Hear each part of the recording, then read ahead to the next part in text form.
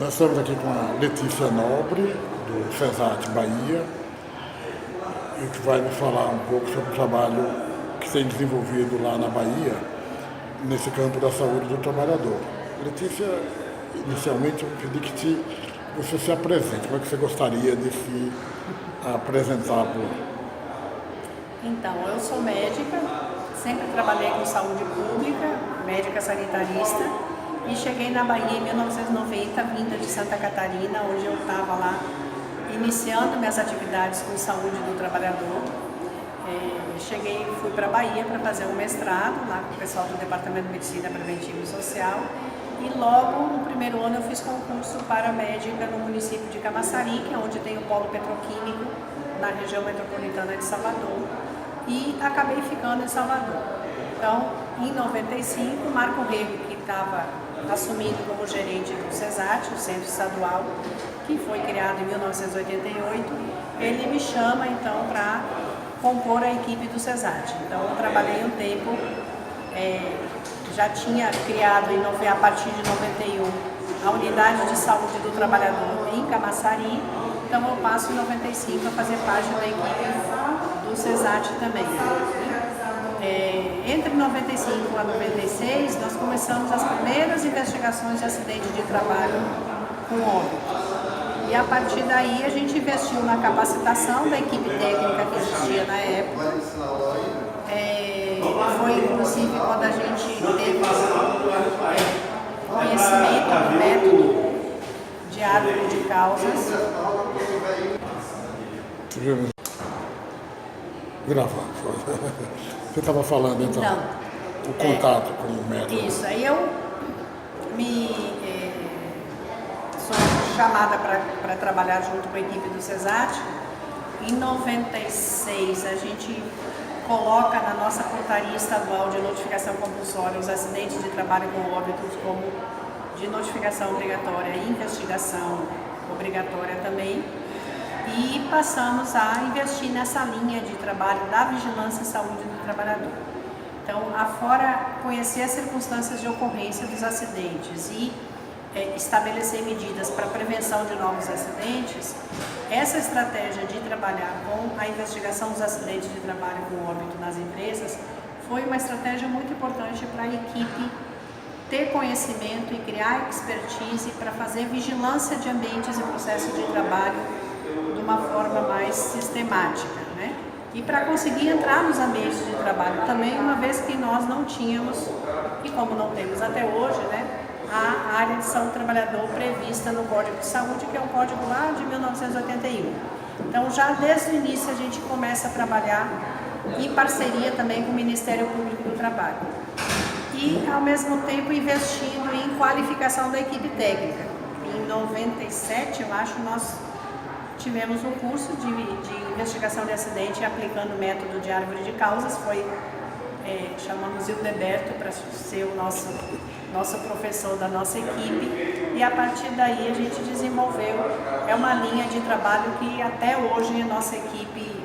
Nessa fase inicial e até hoje, como é que tem sido a composição dessa equipe de vocês na investigação de acidentes? Então, nós criamos uma coordenação, tinha uma subgerência de higiene do trabalho que acabou se transformando na coordenação de vigilância de ambientes e processos de trabalho. Nós tivemos uma situação bastante importante, porque a gente acabou recebendo 3 técnicos que vinham do Instituto do Meio Ambiente do Estado. Então eram técnicos, era um engenheiro químico que a gente formou em higiene do trabalho, com curso de especialização, junto com a Escola Politécnica, Escola de Engenharia da UFBA, uma bióloga e também um técnico de segurança do trabalho, que era um técnico ambiental, que depois virou nosso coordenador, que era Alexandre Jacobina. Essas 3 pessoas, esses 3 técnicos, eles tinham experiência em fiscalização ambiental, né? Então a gente teve essa facilidade. Já chegamos a ter uma equipe técnica com 4, 5 engenheiros, né? Biólogo, tivemos assistente social, tivemos enfermeiro, então era uma equipe multiprofissional. Hoje nós estamos com bem menos gente do que nós já tivemos em anos anteriores, né? Mas é importante que seja uma equipe multiprofissional e que também tenha gente da área das engenharias, né? Já tivemos também engenheiro agrônomo nessa equipe, né? Hoje a gente está sem agrônomo, mas a gente já teve por há vários anos a participação de agrônomos. O Jacobina chegou a ser entrevistado por a gente, falando principalmente da experiência com os postos de gasolina. Ele participou de um dos fóruns em São Paulo, depois participou de um curso que a gente organizou com o Ministério da Saúde. Foi quando a gente aproveitou para entrevistá-lo e você vai fazer companhia a ele nesse grupo aqui. A gente foi junto com o Alexandre Jacobina e a equipe da Covap que nós ampliamos, começamos a ter, né, um impulso grande e criar mesmo toda uma tecnologia, uma metodologia a partir do que nós aprendemos com o método de árvore de causas, mas sempre modificando um pouco o método, porque éramos nós da vigilância que estávamos indo na empresa fazer essa investigação, né? Então não era a aplicação ipsis literis do método, mas a gente hoje tem buscado enriquecer com outras... Além desses avanços, vamos dizer assim, melhorias no desenvolvimento de uma tecnologia para investigação, o que você apontaria como os principais resultados dessa experiência de vocês nessa questão da investigação do acidente fatal, grave? Bom, a gente conseguiu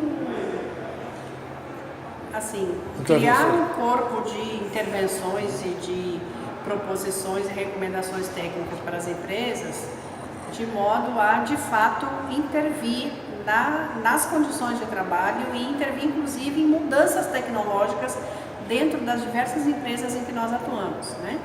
A gente, só para dar um exemplo, a gente atuou investigando acidentes de trabalho, primeiro fazendo mapeamento de risco geral, depois investigando acidentes de trabalho também em fábricas de calçado, né? Que utilizavam tecnologias de ponta, mas que tinham modificado esses equipamentos de modo a intensificar o trabalho. E aí a gente, na atuação, precisou recomendar que as medidas de proteção e segurança de máquinas, por exemplo, fossem adotadas. Então, acho que as diversas experiências que nós criamos com construção civil, com grandes empreendimentos de construção, com indústria química, indústria têxtil, indústria fábricas de calçado, vários ramos de atividade econômica, né? A gente, de fato, conseguiu fazer com que tivesse mudanças e intervenções nos ambientes de trabalho. Com isso, indústria plástica também, todas as indústrias que utilizam equipamentos, imprensas, enfim. Então, foi um processo que a gente conseguiu ver que se estabeleciam mudanças, né? É claro que a gente precisa manter o monitoramento e o acompanhamento dessa vigilância nas empresas, porque às vezes uma mudança acontece e se a gente não acompanha, dali a 1 ano, 2 anos, outras coisas aparecem que a gente não tinha identificado antes, ou a empresa acaba mudando o seu processo produtivo e a gente precisa ter um processo sistemático de vigilância nesses ambientes de trabalho. Eu lembro que uma experiência que vocês fizeram lá na Bahia, com as fábricas de calçado importadas e aquelas injetoras de plástico que tinham os acidentes, aquela epidemia de amputações. Uma coisa que me chamou muito a atenção foi que nas intervenções iniciais do campo da saúde e do trabalho, quando as empresas recorriam na justiça, elas tinham ganho de causa. E uma ação que acho que movida pelo Ministério Público do Trabalho, que subiu até o TST, terminou com ganho de causa para a gente teve o campo da prevenção uma sentença judicial muito exemplar, foi uma fábrica de calçados, uma grande fábrica de calçados, que acabou dando ganho de causa baseado no relatório e na nossa intervenção, né? E a partir daí a gente conseguiu que a empresa assumisse e adotasse as diversas recomendações que nós tínhamos feito, né? Teve também intervenções na indústria de usina siderúrgica. A gente uma vez foi investigar um acidente, teve um óbito porque o trabalhador foi trabalhar numa caldeira, próximo de um alto forno, né? E ele caiu, e aí era um local com uma exposição a alta temperatura e que o trabalhador não poderia ficar mais do que 10 minutos ali, né? E acabou que a empresa, que é uma multinacional, né, investiu na importação de tecnologia que tinha lá na matriz dela e acabou aplicando aí alguns milhões de dólares para fazer as alterações que a gente tinha dito que precisavam ser feitas. Então, tem vários casos, a gente tem a dificuldade de registrar esses casos todos e de publicar. Não, e quando pega lá, assim, na última... a gente tem agora uma menina que acabou de fazer o mestrado, Manuela Maturino, e que ela utilizou 10 anos de investigação nos nossos relatórios técnicos, nos nossos documentos técnicos, e a partir daí a gente já tem um material para poder ter uma publicação. Mas o que acontece? A partir da criação dessa expertise da nossa equipe, nós temos hoje um grande desafio, que é capacitar, desenvolver todo o apoio técnico e matricial para as equipes do Serestes. Porque o CESAT sozinho lá em Salvador, na região metropolitana, não dá conta. Nós somos um centro estadual. Então, o grande desafio é fazer com que as equipes dos municípios e dos centros de referência regionais também consigam chegar nesse mesmo patamar de expertise para poder atuar na região de saúde onde eles são referência. Uma coisa muito boa que me parece assim, que esse trabalho de vocês gerou foram manuais, protocolos. Difícil talvez encontrar um serviço de saúde do trabalhador no país com uma produção tão vasta, de tão boa qualidade e que está disponível online. As pessoas procurando o CESAT, né? O CESAT vão encontrar, e são inúmeras discussões, a discussão da doença, do nexo com o trabalho. De orientações técnicas que dizem respeito a fazer mapeamento de riscos e intervenções nos ambientes e processos de trabalho, a gente tem 3 produzidos já, que foram, o primeiro foi o manual, as orientações técnicas para as ações de vigilância de ambientes e processos de trabalho, que é o geral, é a metodologia geral de como fazer um mapeamento de riscos, inclusive a investigação de acidentes, né? Em quaisquer ambientes de trabalho, seja de qualquer ramo de atividade econômica. Depois desse a gente fez um que foi de trabalho agrícola, então vigilância de ambientes e processos de trabalho agrícola, que a gente adaptou esse geral, mas era importante. A Bahia é um estado com 25% praticamente da população trabalhadora inserida em áreas agrícolas, então a gente achou que era importante ter esse olhar, esse foco, porque mapear uma propriedade agrícola, os elementos metodológicos e técnicos são mais ou menos, tem a mesma lógica, né? Mas é importante que a gente dê o foco para algum trabalho específico. E o outro que a gente produziu foram as orientações técnicas de vigilância de ambientes e processos de trabalho em postos de revendas de combustíveis, que esse Alexandre Jacobina já deve ter falado com mais detalhamento, né? Nós estamos agora, vamos lançar 14 de dezembro agora, de investigação mas aí a investigação epidemiológica. A investigação epidemiológica de óbitos por causas externas relacionadas ao trabalho. Então, não é mais a investigação específica no ambiente de trabalho, mas todo o processo de investigação a partir da informação do óbito, que eles vêm um se somar ao outro. Agora, de todo modo, Hildeberto, a gente tem necessidade de investir de novo, né, e com mais, de forma mais sistemática, em produzir coisa que vocês já têm, né, mas a gente de ter uma orientação técnica, um documento escrito de como fazer, atualizando tudo isso que vocês certamente lá no Centro de Investigação de Acidente de Trabalho já tem muito material, mas fazer um que seja bem operacional para as equipes dos Cerestes regionais e municipais, né? Então, propriamente de investigação de acidentes de trabalho, né? De investigação e intervenção.